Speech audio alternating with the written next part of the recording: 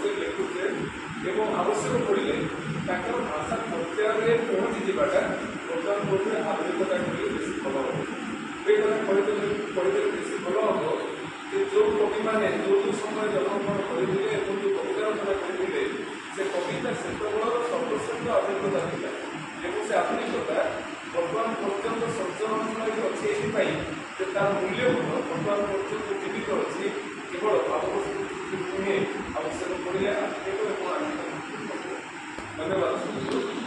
तेरे आम द्वितीय पर्याय जा जो आम जाना जगन्नाथ दास भागवत अच्छे कौन दीर्घ 1000 वर्ष धरी आमे मैंने भागवत को गोटे बही नुहे गोटे ग्रंथ नुहे गोटे पोथी नुहे बर ओडिया जीवन धारार गोटे आत्मा भाव परिकल्पना कर आसीचे आम जीवन को ठीक रास्तार नवाई मार्ग देखा ये बहीटी ये ग्रंथटी केड़े उपादेय और भितर रही सर्वश्रेष्ठ जिज्ञासा बोध जोटी अच्छी 24 प्रसंग से संपर्क में आम मान निज प्रबंध उपस्थापन करेंगे प्रबंध को वक्तव्य माध्यम उपस्थापन करने पाठ्यक्रम संपादिका तथा युक्त 3 तृतीय वर्षर श्रद्धा छात्री अन्नपूर्णा साहू को स्वागत।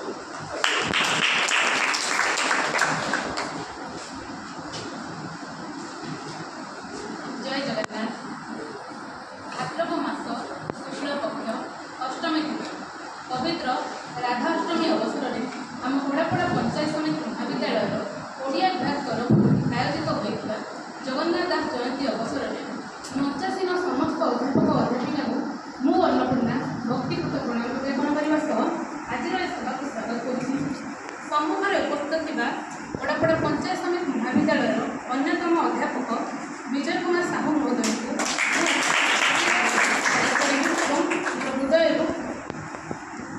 धन्यवाद ज्ञापन करी सभार से सहयोग कर सम्मुखें उपस्थित थी मोर स्नेहर छोट भाई भाई मानक स्वागत स्वागत और मोर सहपाठी बृंद मानक आज सभा को स्वागत कर तेज मुझे प्रबंध पाठ करने जाऊँगी से प्रबंध पाठर विषय हूँ ओडिया भागवत और 24 गुरु प्रसंग माता को अभिलाष को पूर्ण कर अदम्य साहस इच्छा शक्ति जन्म नहीं ओडिया भागवत अति बड़ी जगन्नाथ दास तांकर सृजन शक्ति बल जादुकारी स्पर्श संस्कृत भागवत ठारू अनेक मात्रा स्वच्छक रूप में रचना करिया भागवत जहाँ आम ओडिया भाषा को शुद्ध मार्जित परिच्छन्न एक परंपरा सृष्टि कर सार्थक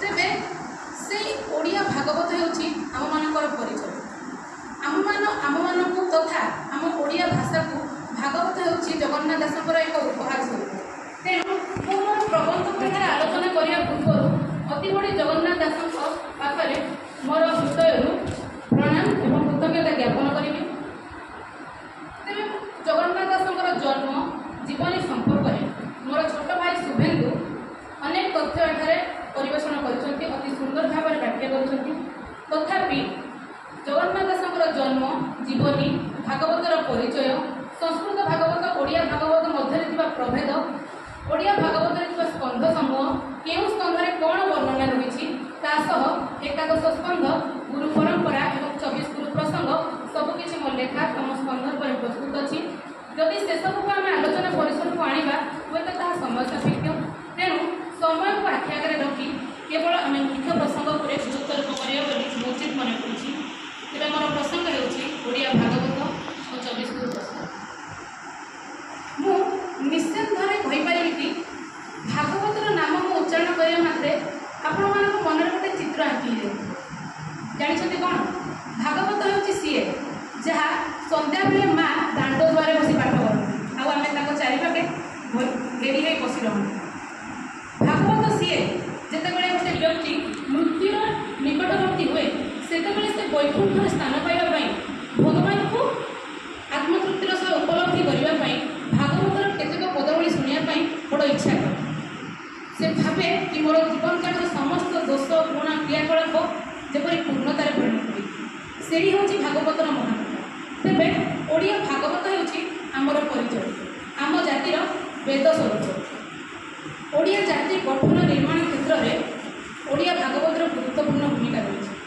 ବର୍ତ୍ତମାନ ସମୟରେ ଆମେ ଦେଖିବାକୁ ପାଇବା ନାହିଁ ହୁଏତ, କିନ୍ତୁ ପୁରାତନ କାଳରେ ଆମେ ଦେଖିବାକୁ ପାଇବା ଯେ ଗାଁ ଗହଳି ମାନଙ୍କରେ ସବୁ ଭାଗବତ ଟୁଙ୍ଗି ପ୍ରତିଷ୍ଠା କରାଯାଏ, ଯେଉଁଠାରେ କି ଭାଗବତ ଗୋସାଇଁ ବିଷ୍ଣୁଙ୍କର ରୂପ ରୂପରେ ଭାଗବତକୁ ପୂଜା କରୁଥିଲେ। ଗାଁର ପ୍ରତ୍ୟେକଟି ସମସ୍ୟାର ସମାଧାନ ଭାଗବତ ଜରିଆରେ ହିଁ କରାଯାଉଥିଲା।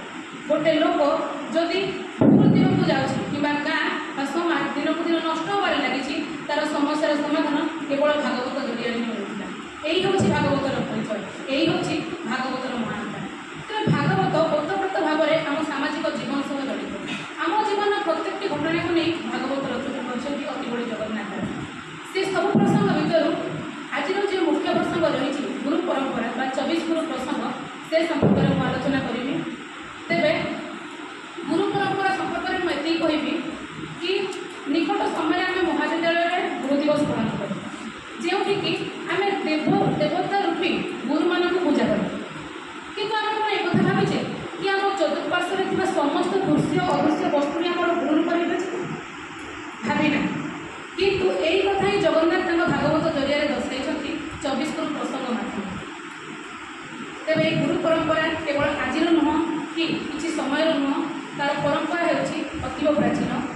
ଗୁରୁ ସର୍ବାଗ୍ରେ ପୂଜିତ, ଗୁରୁଙ୍କ ଆଶୀର୍ବାଦ ବିନା ଆମ ଜୀବନରେ କୌଣସି କାର୍ଯ୍ୟ ମଧ୍ୟ ସିଦ୍ଧିଲାଭ କରିବ। ଠିକ୍ ସେହିପରି ଗୁରୁ ହେଉଛନ୍ତି ଜ୍ଞାନ ରୂପକ ଆଲୋକ, ଯିଏକି ଆମ ଜୀବନର ଅଜ୍ଞାନ ରୂପକ ଅନ୍ଧକାରକୁ ଦୂରେଇ ଦେଇଥାନ୍ତି। ଠିକ୍ ସେହିପରି ଏହି ଭାଗବତରେ ମଧ୍ୟ ରହିଅଛି 13 ଗୋଟି ସ୍କନ୍ଧ, ଯାହାକି 328 ଅଧ୍ୟାୟରେ ପୂର୍ବବର୍ତ୍ତୀ। ସେଥିମଧ୍ୟରୁ ଏକାଦଶ ସ୍କନ୍ଧର 8ମ, 9ମ, 10ମ ଅଧ୍ୟାୟରେ 24 ଗୁରୁ ପ୍ରସଙ୍ଗ ସମ୍ପର୍କରେ ବର୍ଣ୍ଣନା କରିଛନ୍ତି ଅତି ବଡ଼ି ଜଗନ୍ନାଥ ଦାସ, ଯେଉଁଠାରେ 2 ଗୋଟି ଚରିତ୍ର ଆମକୁ ଦେଖିବାକୁ ମିଳିବ। ତେବେ ଆପଣମାନଙ୍କୁ ମୁଁ 24 ଗୁରୁ ପ୍ରସଙ୍ଗ ମାଧ୍ୟମରେ 24 ଗୁରୁ ପ୍ରସଙ୍ଗ ବିଷୟରେ କହିବା ପୂର୍ବରୁ ଗୋଟେ ଛୋଟ କବିତା ପଂକ୍ତି ଏଠାରେ ଦାନ କରିବା ପାଇଁ ଚାହିଁବି, ଯେଉଁଦ୍ୱାରା କି ଆପଣମାନେ କିଞ୍ଚିତ ମାତ୍ରାରେ ତାର ଆଭାସ ପାଇପାରିବେ କେଉଁମାନେ 24 ଗୁରୁ।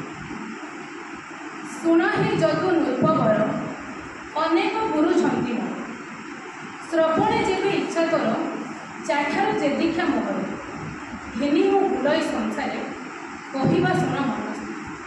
ପୃଥିବୀ ପବନ ଅନଳ, ବାଳକ ଆକାଶ ମଣ୍ଡଳ, ରବି ଶଶାଙ୍କ ଆପ ସିନ୍ଧୁ, କୁଞ୍ଜର ସର୍ପ ପୁଷ୍ପ ବନ୍ଧୁ, ପୋପଦ ପକ୍ଷୀ ଗୁରୁ ମୋର, ପତଙ୍ଗ ସର୍ପ ଅଜଗର, ମୀନ ପିଙ୍ଗଳା ବେଶ୍ୟା ନାରୀ, ପୁରରୀ ବ୍ରାହ୍ମଣ କୁମାରୀ, ହରିଣ ଉର୍ଣ୍ଣ ନାଭ କରି,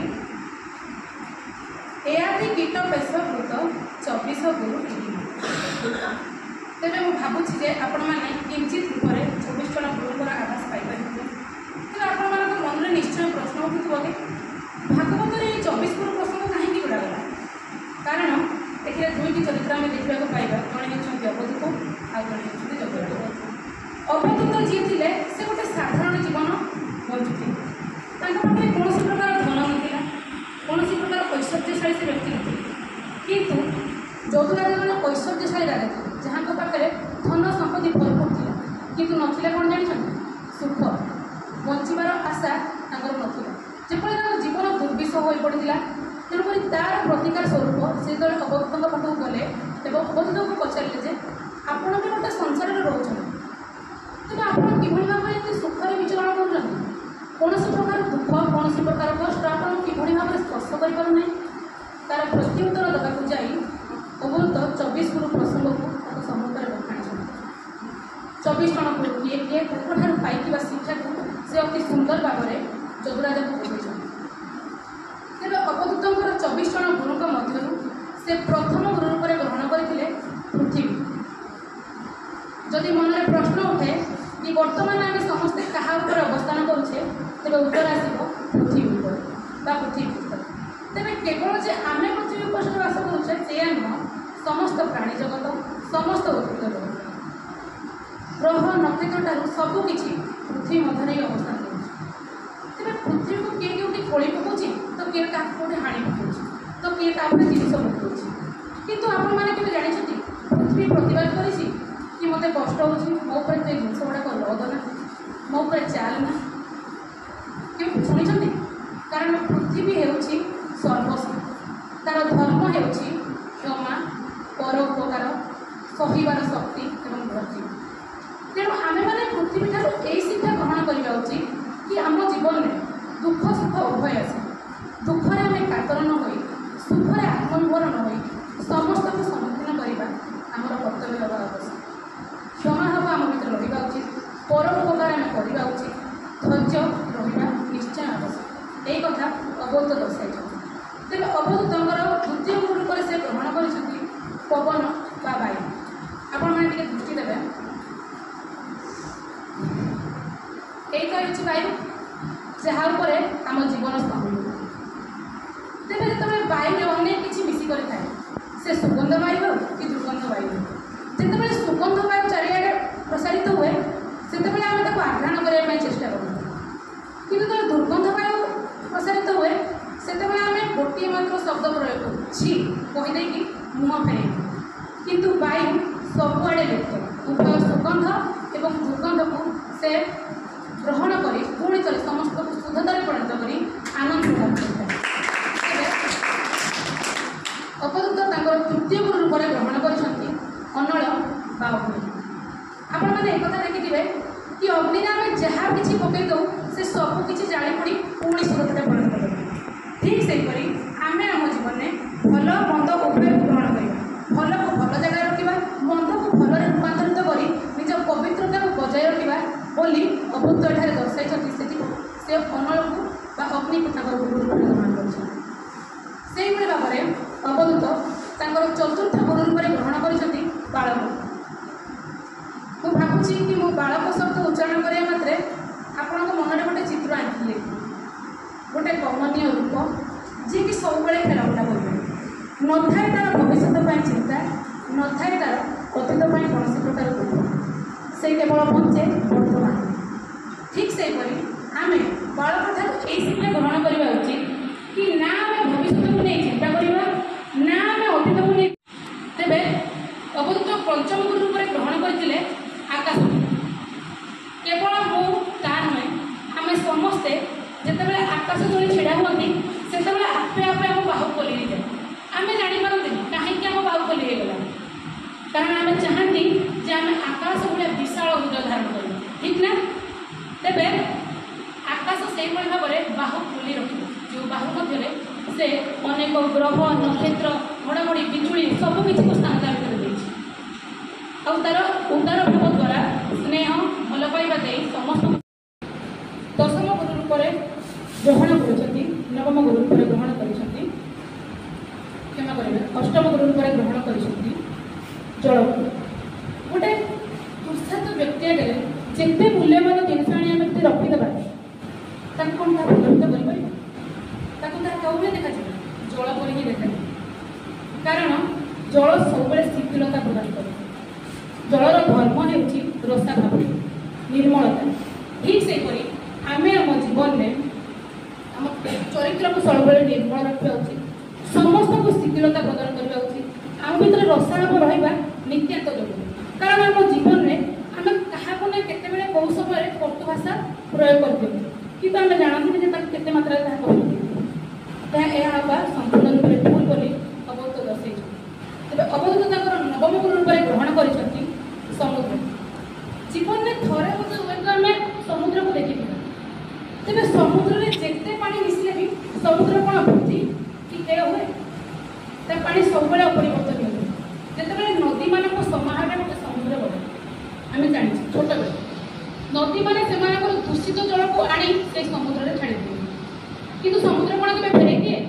କିନ୍ତୁ ଦୂଷିତ ଜଳକୁ ତୋର ନେଇକି ଯା ଭାରି, ମୋ ପାଣି ଆଜି ବଢ଼ିଯାଇଛି, ମୋ ପାଣି ଯେତେବେଳେ କମିବ ତୁ ସେତେବେଳେ ପୁଣି ଆସି ମୋ ସହିତ ମିଶିବୁ।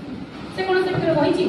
ନା, ସେ ସମସ୍ତଙ୍କୁ ସ୍ୱାଦର ସ୍ୱାଗତ କରିଛି ତାକୁ, ଆଉ ସମସ୍ତଙ୍କ ଦୂଷିତ ଜଳକୁ ବି ଗ୍ରହଣ କରି ପୁଣି ଶୁଦ୍ଧତାରେ ପରିଣତ କରିଛି। ଠିକ୍ ସେହିପରି ଆମେ ଆମ ଜୀବନରେ ସମସ୍ତଙ୍କୁ ଗ୍ରହଣ କରିବା ଉଚିତ, ଆଉ ସମସ୍ତଙ୍କୁ ସ୍ନେହ ଭାବ ରଖିବା ଉଚିତ, ଘୃଣା ଭାବକୁ ପରିତ୍ୟାଗ କରିବା। ଅବଧୂତଙ୍କର ଦଶମ ଗୁରୁ ରୂପରେ ଗ୍ରହଣ କରିଛନ୍ତି ହସ୍ତି। ଆପଣମାନେ ଭାବୁଥିବେ କି ସମସ୍ତଙ୍କ ଗୁରୁ ରୂପରେ ଗ୍ରହଣ କଲେ ଠିକ୍ ଅଛି, ହସ୍ତିକି କାହିଁକି ସେ ଗ୍ରହଣ କଲେ? କାଲି ରାତିରେ ଆମ ଗାଁରେ ହାତୀ ପଶିକି ଜମି ବିଲ ବାଡ଼ିରେ ପଶି ସବୁ ଧାନ ନଷ୍ଟ କରିଦେଇଛି, ତ କେତେବେଳେ ଘର ଭାଙ୍ଗି ଦେଇଛି, ତାକୁ କାହିଁକି